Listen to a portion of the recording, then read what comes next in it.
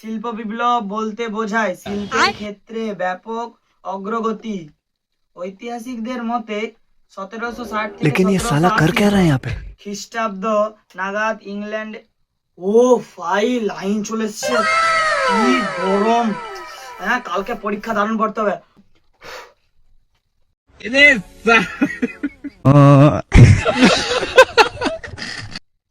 তোর পড়াকে কি বলি, যা শুধু লাইন পাই যায়।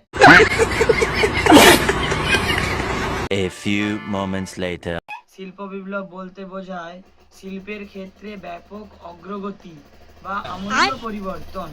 ঐতিহাসিক। উফ, লাইন চলে এসছে রে ভাই। উফ, কি গরম। এবারে এইটাকে নিবি দেই। एक बार धोखा खा चुका हूँ, दोबारा नहीं खाऊंगा। ঐতিহাসিকদের মতে 1870